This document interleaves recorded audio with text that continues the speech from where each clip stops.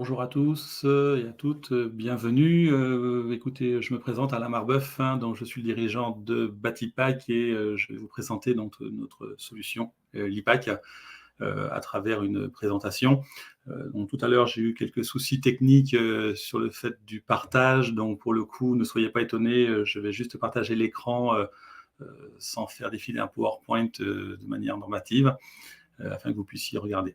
Ayez conscience aussi que pendant que je fais défiler mon PowerPoint, je ne vois pas votre chat, donc j'y reviendrai à l'issue de ma présentation.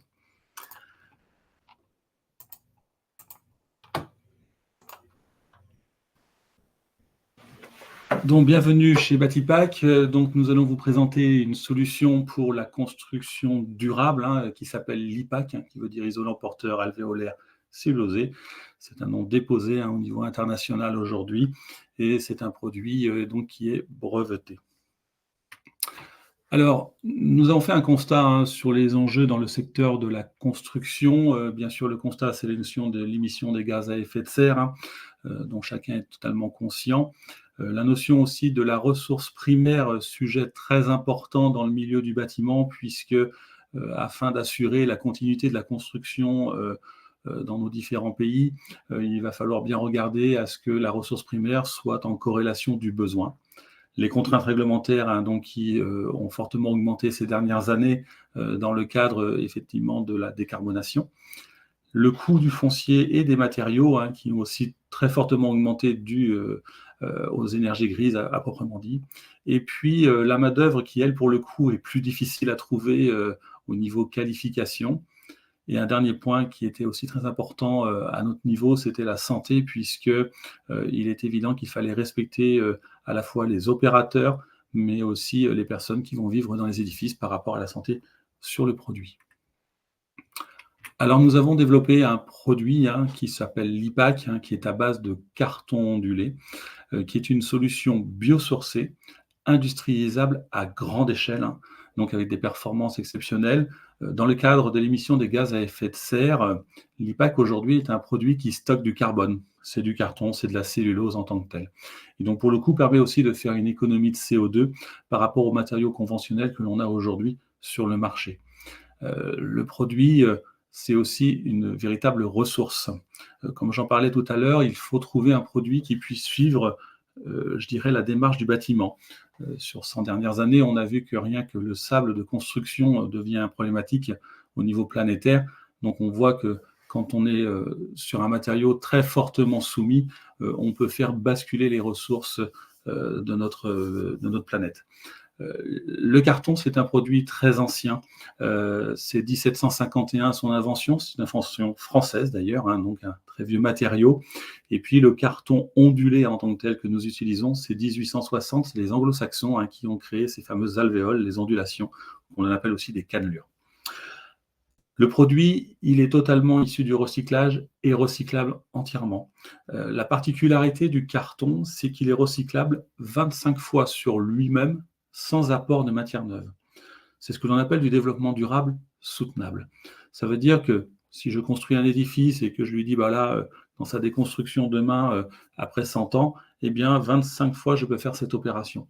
Ce qui permet pour le coup de respecter, je dirais, la capacité des arbres à repousser, mais la capacité aussi à avoir des matériaux qui soient toujours disponibles. Actuellement, nous ne recyclons que 15% à l'échelle planétaire du papier carton. Donc il y en a 85% qui ne sont pas utilisés, qui s'en vont soit en enfouissement, soit pour faire de l'énergie en tant que telle. Donc sur le pays, sur la France, on peut voir qu'on est plutôt à 35-40% de recyclage, et c'est pas qu'on puisse pas aller plus loin, c'est simplement qu'il n'y a pas de débouché. Donc il n'y a pas non plus de conflit d'usage sur le fait d'utiliser à grande échelle le matériau carton demain. Pour ce qui s'agit de la réglementation, eh bien, la RE 2020 aujourd'hui nous pousse à construire le plus décarboné possible, avec des étapes à 2025, 2028, 2031, et bien sûr, l'IPAC s'y adapte de manière totale.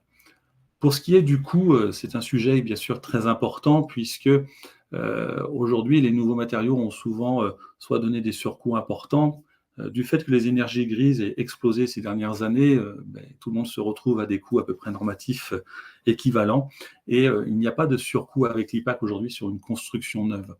La particularité aussi du produit, c'est que grâce à ses performances techniques, nous avons un gain quasiment de 7% sur une maison de 100 mètres carrés, c'est-à-dire qu'on a 7 mètres carrés d'habitable en plus dans l'édifice. Les murs sont donc moins épais et c'était aussi un objectif important d'avoir des murs, des toits moins épais, tout en respectant la notion thermie, mais aussi la notion du confort d'été, hein, puisque c'est quelque chose dont on parle peu, mais qui va devenir un véritable sujet, et on le voit là avec les températures qui commencent à réaugmenter, c'est que le produit a un véritable confort d'été, hein, puisque c'est près de 13 heures de déphasage sur 25 cm d'épaisseur en toiture. Donc on est sur un véritable confort, même sous les toits. Pour ce qui s'agit de la main-d'œuvre, eh bien, nous avons mis un modèle très exceptionnel et très disruptif par rapport à l'inclusion sociale et à la relocalisation, que je développerai un peu plus tard sur une autre slide. Et puis la santé, eh bien, on a tous des papiers et des cartons chez soi et on peut dire qu'on a tous aussi mangé un jour une pizza dans une boîte en carton et des fois même mangé un tout petit peu de carton. Il n'y a pas d'allergie connue aujourd'hui à ce produit. On est sur un produit sain, à la fois dans l'utilisation, sa fabrication et sa mise en œuvre. Quand je parle de côté sain, les cols à l'intérieur, hein, du carton, hein, c'est de l'amidon de maïs ou de blé au niveau des alvéoles. Donc on est sur quelque chose de très très important. Et on est sur un produit qui, pour le coup, répond aussi au COV avec une notion A+, validée, hein, par bureau de contrôle. Alors c'est une innovation brevetée au niveau européen, hein, donc c'était important aussi de pouvoir protéger cette idée. C'est une solution éprouvée aujourd'hui, hein, puisque ça fait plus de 10 ans que l'IPAC est utilisé dans des constructions et les premiers édifices sortent de décennale depuis fin de l'année dernière. Donc ça, c'était un point aussi extrêmement important, puisque pour faire la preuve de concept dans le milieu du bâtiment, c'est d'avoir un véritable recul. Et de ce recul, c'était aussi de vous montrer, alors c'est une toute petite partie des édifices qui ont pu être faits, mais qu'il n'y a pas de frein architectural pour le produit, hein. Vous pouvez faire à la fois des bâtiments plutôt assez conventionnels en toiture ou des bâtiments plutôt modernes, mais aussi des bâtiments industrialisés type boîte 3D, hein, c'est le bâtiment en haut à droite. On voit des modules, hein, préfabriqués aussi en bas à droite, hein. Vous avez la notion de bâtiments tertiaires, d'habitation, de bâtiments ERP, établissement recevant du public. Donc on voit que l'IPAC s'adapte à toute technologie à ce niveau-là. L'image que vous avez en bas en cours de chantier, plutôt sur la gauche, ce sont 6 maisons en bande pour un bailleur social, excusez-moi, qui est construite en zéro béton. Quand je dis zéro béton, ça veut dire qu'il n'y a pas de dalle béton au sol, ni de plots métalliques, ni de plots béton dans le sol. Ce sont des pieux métalliques, hein, qui permettent de tenir l'ensemble de l'édifice, permettant ainsi de continuer à ce que le sol soit perméable en dessous de l'édifice. On le voit un peu plus particulièrement sur la photo en haut à droite, un petit peu au milieu de cette maison très moderne, où on voit qu'elle est surélevée sur pieux, et donc l'eau continue à pénétrer sous l'édifice. Et ça, c'est important par rapport à la loi ZAN, qui est un véritable aussi enjeu de la RE 2020 demain et des différentes législations que l'on peut avoir. Il permet, à fin de compte, aujourd'hui, au lieu d'être 0 au niveau artificialisation des sols, d'être à 0,5 par rapport à la loi ZAN, donc d'avoir au moins la moitié de la surface de l'édifice qui continue à faire de la pénétration pour l'eau pluviale. Pour faire tout ce travail-là, c'est un modèle économique collaboratif. C'est assez unique, hein, puisque nous avons plutôt travaillé avec des partenaires plutôt que de tout insérer. Notre partenaire au niveau de la matière première, pour assurer ces matières premières, c'est DS Smith Packaging, hein, qui est un leader européen aujourd'hui. C'est un groupe anglais qui a 270 sites de production sur l'Europe. Comme vous l'avez compris, les brevets européens, il fallait avoir un acteur majeur européen dans ce domaine-là. DS Smith Packaging, il a mis, il y a plus de 25 ans, la notion du recyclage du papier carton. L'année dernière, ils ont recyclé l'équivalent de 6 millions de tonnes de déchets de papier carton. Il faut savoir que si on atteignait 15 à 20% du marché français aujourd'hui, ça serait 50 000 tonnes de carton. Donc on voit qu'on est largement en corrélation là-dessus, tout en remettant en plus la notion des 25 fois sur lui-même. On a pu constater, et ça s'est vérifié sur ces 25-30 dernières années, c'est que la cellulose neuve n'a pas changé de ressources, et par contre on a décuplé la consommation de carton. Donc c'est le recyclage qui aujourd'hui fait le jeu entre les deux. Et grâce à ce recyclage qui est établi et qui fonctionne sur notre territoire, hein, on a aujourd'hui un poste de collecte papier-carton tous les 200 km sur notre territoire. C'est quelque chose de très important. Il n'y a pas à créer ces chaînes, tout est existant. Le recyclage du papier-carton, certains me diront, c'est de l'eau, effectivement. Mais l'eau, elle est en circuit fermé avec des stations d'épuration 100 000 équivalents habitants. Les énergies, c'est 80 à 120 degrés assurées par des méthanisations. L'école, comme je vous l'ai dit tout à l'heure, c'est de l'amidon de maïs ou de blé. Donc on voit qu'on est sur un produit très propre, avec un industriel fortement engagé, à la fois dans le RSE, puisqu'il fait partie de la fondation Ellen MacArthur, et aussi de la fondation Good Planet, hein, pour les gestes du développement durable auprès des jeunes. Derrière cela, la production est maîtrisée grâce à notre partenaire associé qui est le groupe Esti. Le groupe Esti est une entreprise d'insertion, hein, qui ont plus de 20 structures d'insertion représentant près de 800 personnes aujourd'hui sur l'arc atlantique, qui permet pour le coup de pénétrer le marché de l'insertion, puisque c'est les personnes dans des structures d'insertion type EA, entreprise adaptée, EI, entreprise d'insertion, ESAT, mais aussi les Emmaüs, mais aussi les prisons, hein, puisqu'on a tendance à oublier qu'en milieu carcéral, il y a aussi un travail à effectuer, permettant de mettre en place dans des structures d'insertion notre ligne de production. Et puis le dernier point qui était important à mettre en place, c'était la distribution, puisque aujourd'hui 95% des matériaux sont distribués au travers des négoces. Et donc Beehive, un de nos partenaires, ont référencé aujourd'hui l'IPAC auprès des négoces de matériaux au niveau national. C'est aujourd'hui 95% des négoces de matériaux qui ont été atteints par rapport à cette notion de référencement. Et le premier à avoir mis en stock s'appelle Point P, hein, donc le numéro 1 national et voire même mondial aujourd'hui du groupe Saint-Gobain, qui a mis en stock le produit IPAC. Il était important de pouvoir se retrouver aussi chez les négociants de matériaux, puisqu'il est évident que derrière, les charpentiers qui seront amenés à mettre en œuvre le produit, eh bien, ils vont se fournir à la fois chez leur négoce de matériaux pour permettre de faire ce qu'on appelle le dernier kilomètre, mais ils auront aussi ce que l'on appelle l'encours financier, leur permettant pour le coup d'avoir ces fameux encours auprès de leurs négociants. Donc on est vraiment dans une logique de marché de masse. La production qui était vraiment le centre même de notre projet, comme vous l'avez compris, la matière première est assurée par DS Smith Packaging, mais les blocs IPAC sont fabriqués par des structures d'insertion. Nous avons développé une ligne low-tech. Cette ligne est totalement adaptée par des postes qui permettent de faire des gestes simples et répétitifs. Pourquoi? Puisque les personnes en situation de handicap mental et ou social, quand vous leur faites faire des gestes simples et répétitifs, vous leur reconnectez leurs neurones et vous leur redonnez de l'indépendance et pour le coup de l'autonomie. L'important était aussi de faire que ce modèle soit scalable. Donc c'était pour ça que nous avions besoin du groupe Esti pour pouvoir intégrer très rapidement le milieu de l'insertion et pour le coup identifier les structures d'insertion qui aujourd'hui sur le secteur français puissent nous accueillir. Il faut savoir que au niveau national, les ESAT, c'est 200 000 personnes. Mais vous avez les EA, entreprises adaptées, les EI, les entreprises d'insertion, les prisons, les Emmaüs. Ce sont donc des centaines de milliers de personnes disponibles pour faire ce travail. Une ligne aujourd'hui IPAC, c'est 8 personnes, et ces 8 personnes en 1,8 sur une année font l'équivalent en fabrication d'IPAC de 200 logements. Donc on voit que sur une ligne qui pour le coup coûte pas très cher et qui peut se mettre en moins de 2 mois dans n'importe quelle structure d'insertion, ça permet de refaire de la relocalisation très rapidement. Au-delà de cette relocalisation, on a du circuit court qui se met en place et puis après de l'économie inclusive territoriale. Donc on est sur un projet très vertueux qui pour le coup va vraiment dans le sens des bailleurs sociaux, des promoteurs immobiliers, mais aussi des collectivités locales par rapport à la notion politique aussi que vous pouvez avoir avec ce produit. Batipack, c'est une stratégie globale en fin de compte, hein. Donc nous avons fait la promesse du produit, hein, comme je vous le disais, ça fait plus de 10 ans aujourd'hui que le produit est mis en œuvre donc au niveau national. C'est un produit qui aujourd'hui a fait ses promesses à la fois dans le domaine du logement individuel, du logement petit collectif, des bâtiments tertiaires, des bâtiments ERP, établissements recevant du public. Ça va à la fois de l'extension de cantine à un bowling, à je dirais toute typologie de bâtiment. Il n'y a pas de frein architectural à ce niveau-là. La production, comme vous l'avez vu, le modèle est opérationnel aujourd'hui. C'est une structure d'insertion aujourd'hui. Nous sommes basés à Nantes. Hein, c'est une structure d'insertion de Rezé qui vient, c'est un ESAT qui vient fabriquer les blocs. Pour faire un tout petit focus là-dessus, pour une personne en situation de handicap mental, quand vous lui apportez les photos des réalisations qui ont été faites avec les produits qu'il a effectués, eh bien, vous redonnez aussi de la considération et de la fierté par rapport au fait de participer à un grand jeu.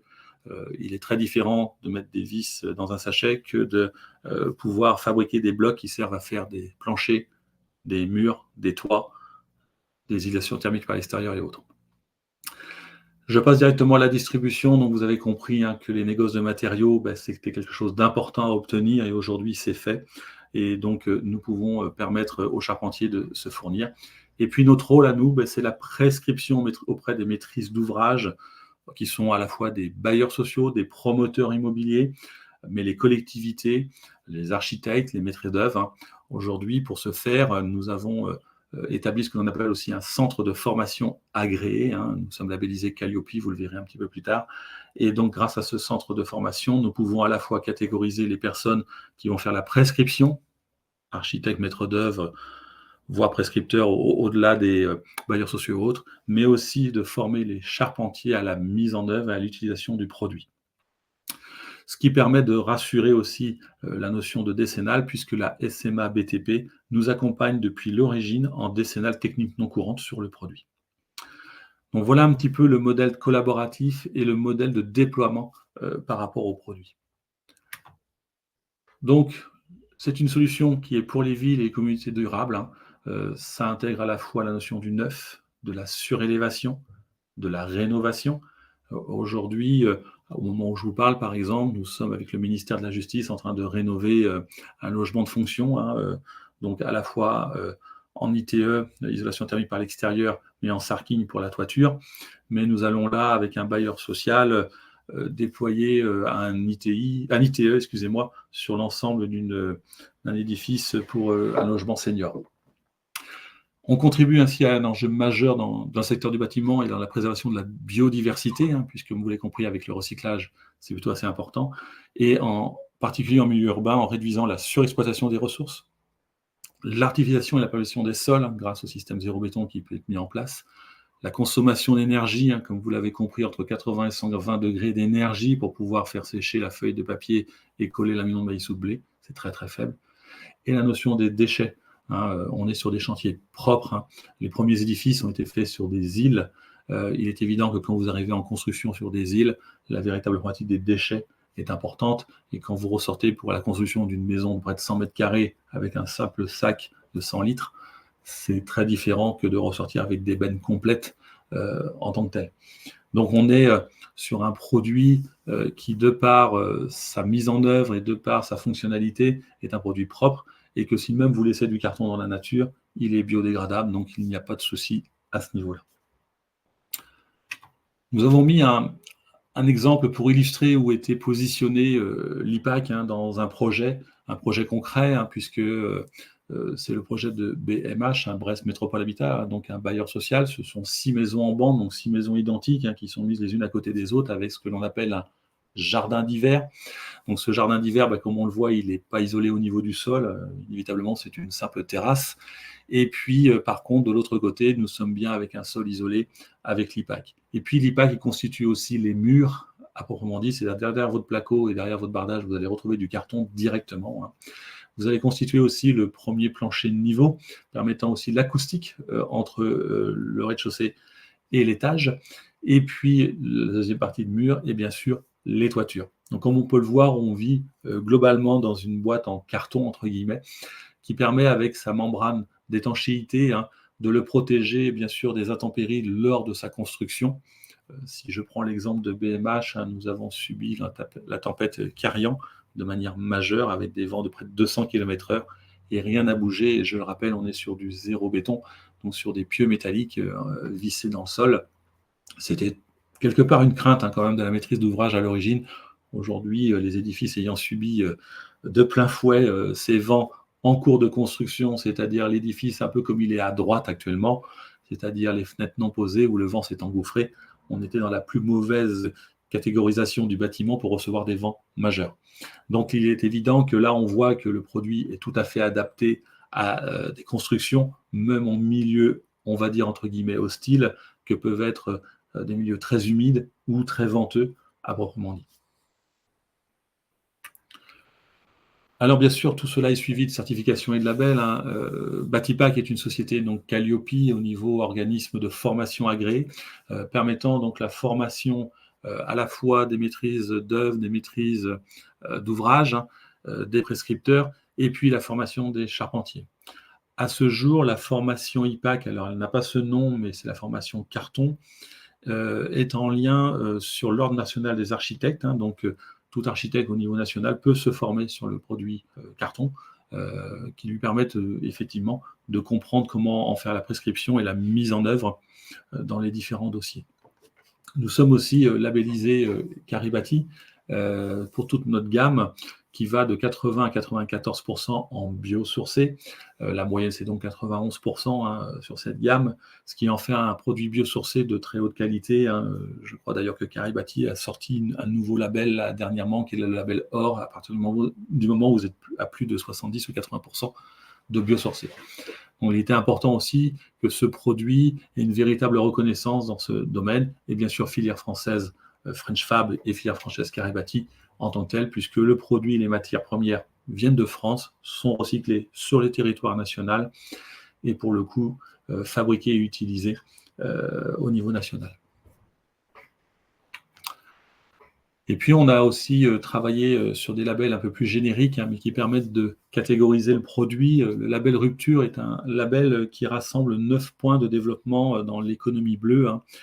Ce sont près de 200 sociétés industrielles du Pays de la Loire qui se sont rassemblées pour réfléchir à comment faire mieux ou moins mal, dirions-nous, sur certains sujets. Et il s'avère que IPAC et Batipac a reçu cette labellisation avec, sur les 9 points, un total équivalent 19 sur 20, donc ce qui est plutôt très inspirant pour les différents produits. Nous avons été aussi fait la meilleure solution à impact environnemental de la catégorie construction et aménagement durable au Grand Prix Impact 2023, donc sur près de 1600 solutions. Donc il était important aussi d'avoir une visualisation un peu nationale à ce niveau-là, dans notre domaine. Nous sommes présentés au marché de masse en 2022, en octobre 2022, au salon Batimat, hein. Il était important de voir comment le produit allait être accueilli par la profession. Et nous avons participé aux Awards de l'innovation lors de ce salon. Les Awards de l'innovation, c'est 39 jurés hein, de la FFB, l'OPPBTP, la CAPEB et j'en passe.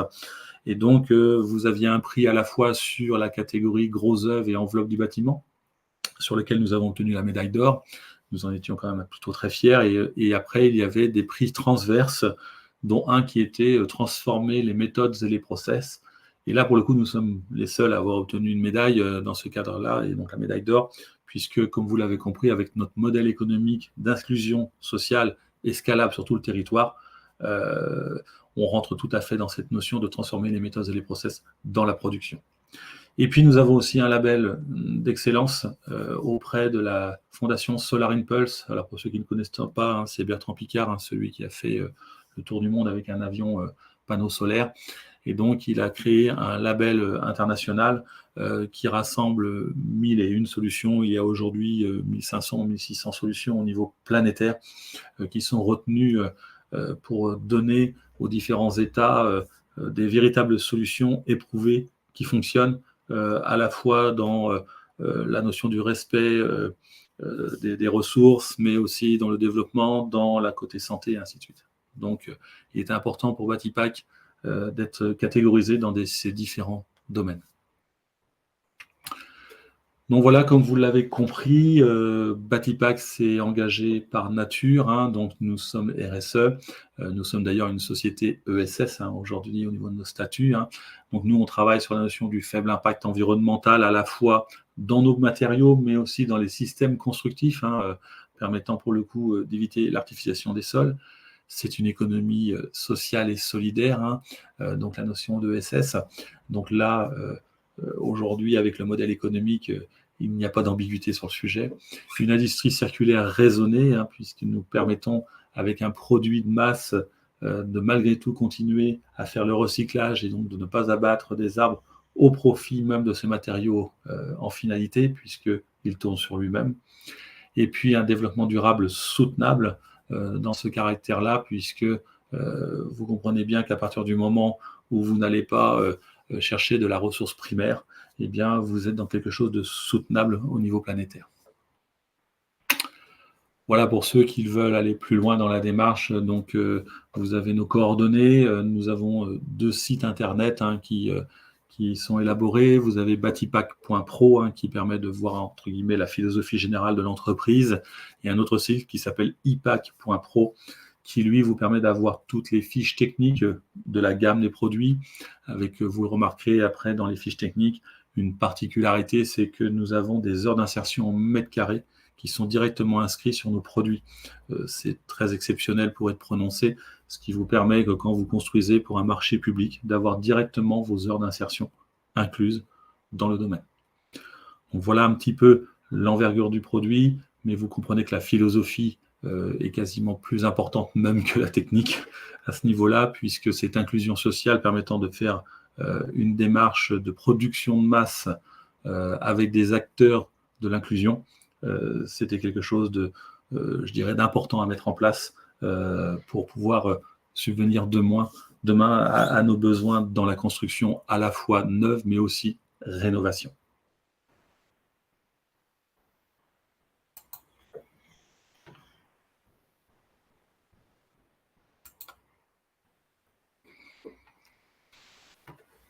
Si vous avez des questions, maintenant je peux voir limite le chat, besoin, et n'hésitez pas, je suis là pour y répondre.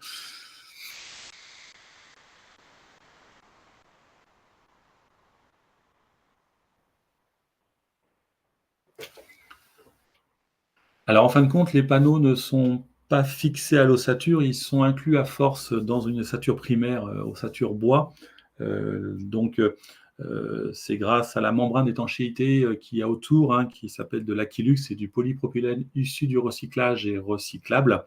Là aussi, il était important de trouver un produit important à ce niveau-là. La particularité de l'Aquilux, c'est un produit alvéolaire qui, pour le coup, fait effet ressort, et on vient, pour une cote 0, venir l'inclure directement dans une ossature bois.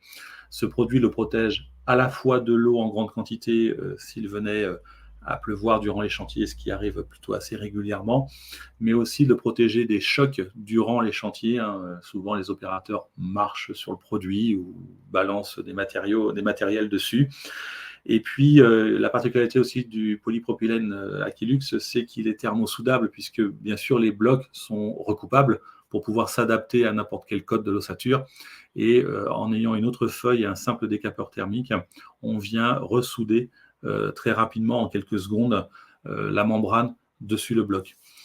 Il est important de trouver des solutions qui soient adaptées à la fois dans la notion de construction du bâtiment, puisque le monde artisan dans le milieu du bois reste beaucoup de TPE, et donc il fallait éviter d'avoir ce qu'on appelle des matériaux complexes et des machines complexes pour pouvoir mettre en œuvre.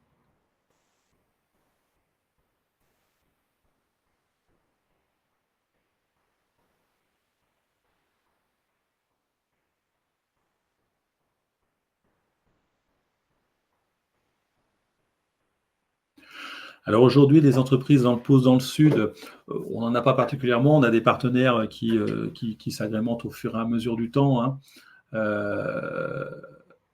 D'accord, je viendrai sur les acoustiques après. Globalement, c'est notre travail. Nous allons d'ailleurs dans le Vaucluse là, être présentés début septembre pour justement pouvoir mettre en place à la fois des structures de charpentiers qui pourraient venir mettre en place sur ces territoires. Mais nous avons des partenaires aujourd'hui qui peuvent aussi descendre suivant les mises en œuvre que l'on peut avoir. Au niveau acoustique, c'est un produit qui est assez agréable au niveau acoustique. Il y a 2 notions sur l'acoustique. Il y a à la fois le fait d'éviter le bruit par rapport à l'extérieur, et là on est sur des 44 décibels d'abattement sur une paroi, mais aussi l'acoustique intérieure sur le côté agréable, sur le fait qu'il n'y ait pas d'écho. Et là on est en dessous de la milliseconde, on est à 0,9, et ce qui est très important puisqu'il n'y a pas d'effet d'écho dans une maison en carton. Le produit est alvéolaire et il est lourd en même temps, c'est 91 kg au mètre cube, donc on a un produit très dense, très proche de la paille, très proche de la laine de bois en tant que telle, mais rempli avec ses alvéoles d'air, ce qui lui constitue une capacité acoustique très intéressante dans sa mise en œuvre. Quand vous êtes dans un édifice IPAC, hein, souvent certains disent qu'on a un peu la notion de la chambre sourde que l'on peut avoir dans les chambres de tir.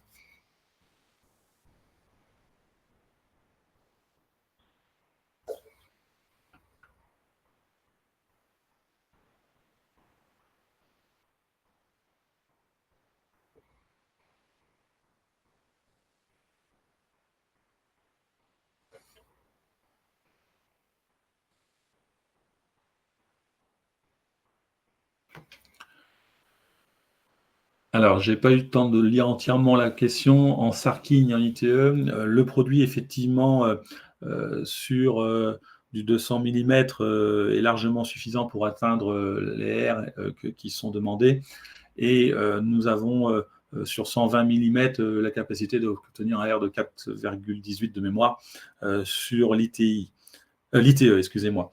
Donc aujourd'hui, les blocs en Sarking vont amener aussi en toiture un véritable confort d'été qui peut être d'ailleurs élaboré en mixité avec des produits souples à l'intérieur de la charpente et venir mettre que 10 centimètres sur la toiture en Sarking, ce qui permet d'avoir une bonne mixité et d'avoir un confort d'été qui se met en place.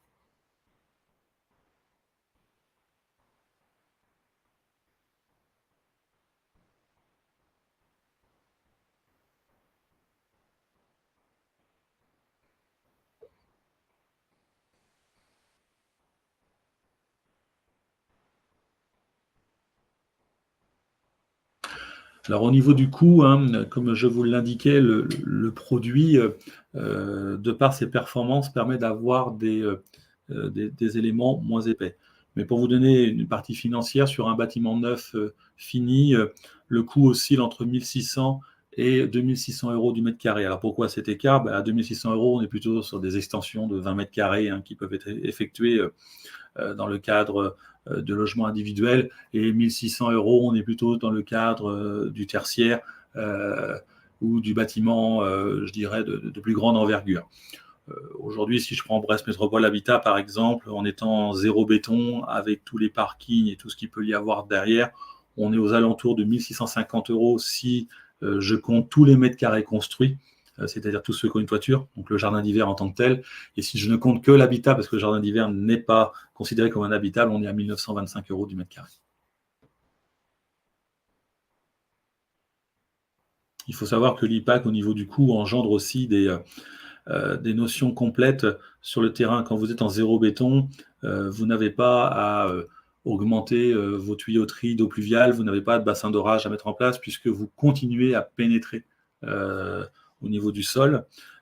Pour ce qui est des corps de seconde œuvre, plaquistes, électriciens et autres, du fait que les parois soient de faibles épaisseurs, ils passent devant la paroi et donc n'ont pas de difficulté de mise en œuvre, à la fois que ce soit en toiture ou que ce soit au niveau des parois verticales. Il y a un véritable confort pour les opérateurs sur les chantiers. Alors tout ce qui est passage de gaine en tant que tel dans les cloisons, quand vous avez une cloison, ce que l'on fait, c'est qu'on a la partie structure qui est légèrement plus épaisse de 20 millimètres que l'IPAC est à l'intérieur. On met du 5 ou du 10 centimètres, donc on a du 70 ou du 120 millimètres. Et pour les câbleries font 16 millimètres, hein, à proprement dit. Donc on passe sur cette partie-là, puis après, comme tout le monde, on a un coup de cycloche à travers l'IPAC ou un coup de trou pour pouvoir passer la câblerie pour pouvoir mettre le boîtier électrique. Et quand on fait du passage, soit en toiture, ou soit en paroi ou en sol, on fait ce que l'on appelle un fourtage, hein, c'est-à-dire qu'on fait le trou, on vient y remettre un tube de la dimension voulue, et on vient réétancher cette partie-là afin de protéger le carton, et c'est là-dedans qu'on vient passer les gaines ou les édifices à passer, évitant ainsi, si l'eau venait à aller vers un câble ou autre, de ne pas venir pénétrer dans le bloc IPAC.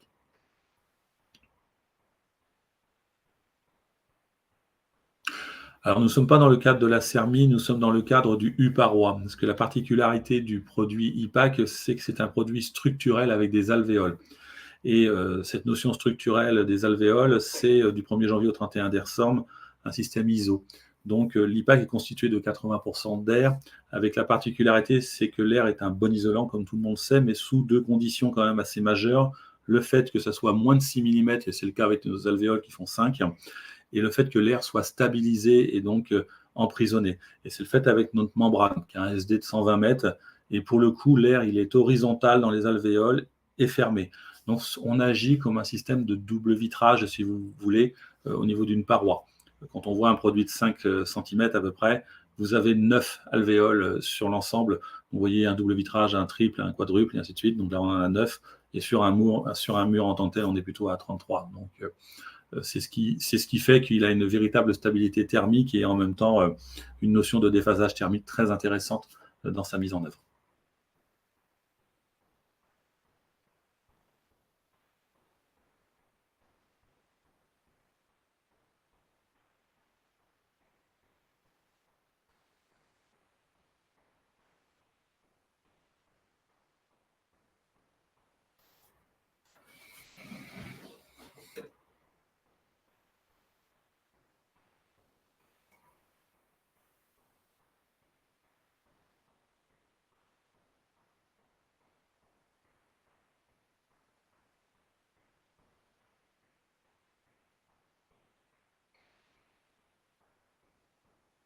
Donc réellement, hein, si vous voulez vraiment des renseignements techniques, hein, allez sur notre site ipac.pro. Vous verrez dans mise en œuvre hein, la gamme des produits. Hein, ce sont des fichiers PDF téléchargeables hein, dans lesquels vous allez retrouver toutes les données techniques, que ce soit le R, les dimensions, le déphasage thermique, la quantité de biosourcés, de carbone biogénique stocké, mais aussi la notion d'insertion, puisque tous nos blocs ont un temps d'insertion au mètre carré, permettant donc de répondre, comme je le disais, à des marchés publics avec cette notion d'insertion sociale directement sur le produit. Nous sommes d'ailleurs en train de travailler maintenant sur la notion de carbone stocké pour pouvoir faire ça. Alors, je n'ai pas vu comment solidariser l'IPAC. Alors, soit vous pouvez me redonner la question, parce que je n'ai pas vu, j'ai pas vu la question au niveau comment solidariser l'IPAC.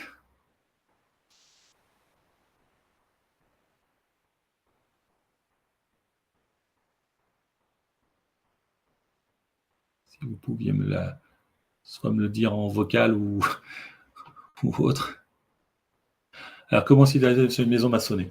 Eh bien, si vous voulez, on a ce qu'on appelle, entre guillemets, vulgairement des bâtons de ski. Hein, donc, on vient percer à travers et on recrée l'étanchéité avec la coupelle qu'il y a à l'intérieur. Et donc, pour le coup, vous venez vous solidariser sur une maison en ITE. Donc, ou en ITI d'ailleurs. Hein, ça a déjà été fait aussi, par exemple, dans des lofts hein, où il a fallu recréer des pièces à l'intérieur et refaire la partie isolation complète des murs périphériques.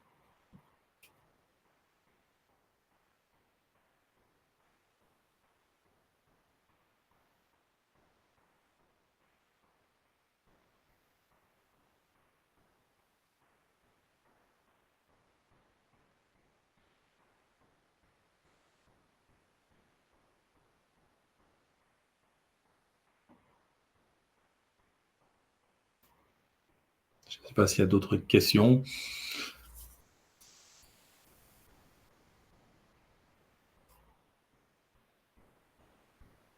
De rien.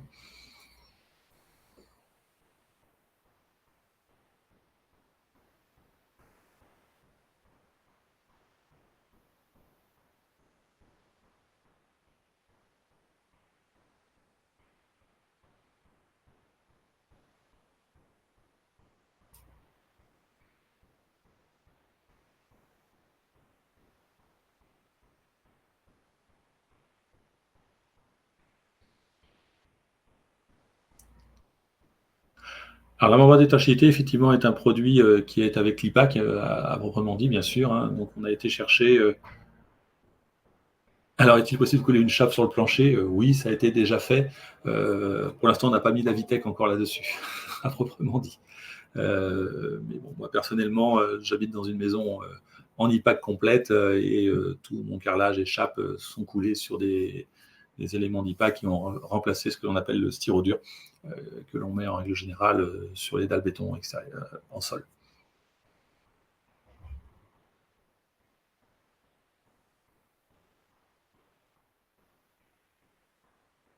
De rien.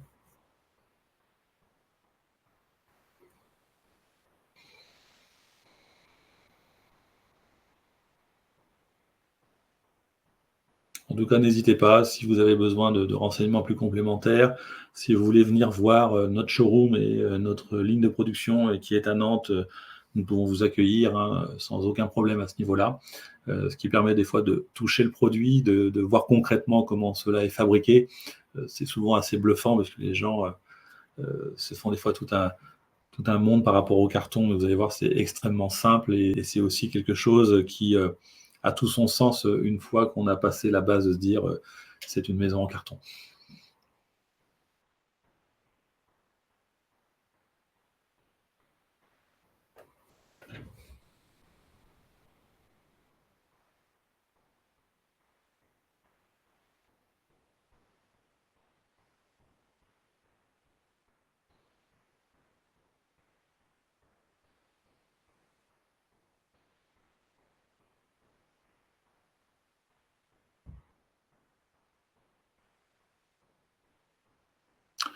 Alors, la membrane d'étanchéité, c'est-à-dire, qu'est-ce que vous n'avez pas compris sur son utilisation, sur le fait qu'elle est déjà de base sur le produit?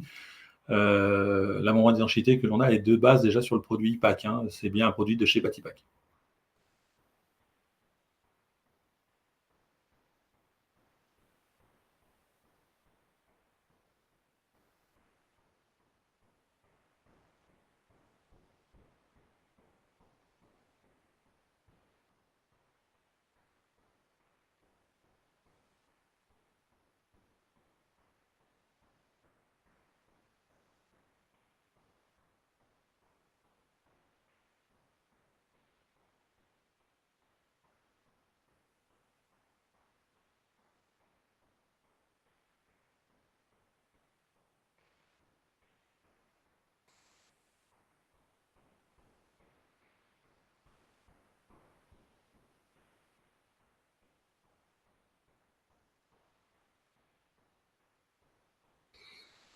A priori, pas d'autres questions à ce que je peux comprendre.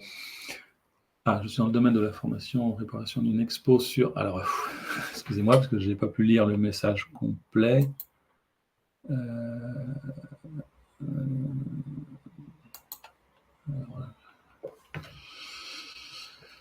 j'ai pas pu lire votre message complet, là-haut.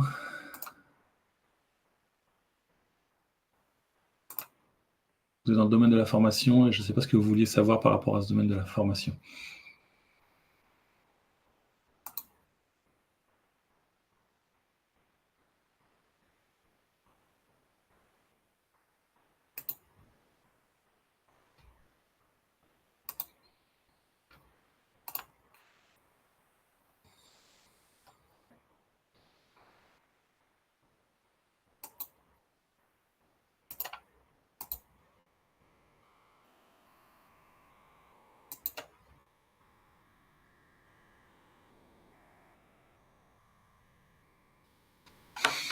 Alors, malheureusement, je vois apparaître la question. Je ne veux pas une expo sur les biosourcés ou sur les échantillons. Alors, effectivement, si vous avez besoin vis-à-vis des expos de biosourcés et autres, nous avons des gammes d'échantillons, hein, je ne sais pas si j'en ai un derrière moi.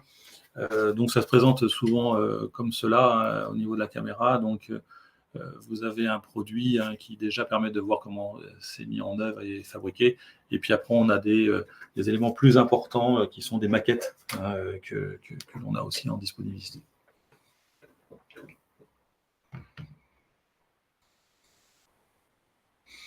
Pour toutes ces demandes, hein, n'hésitez pas à nous contacter par mail, hein, par rapport à tout ça.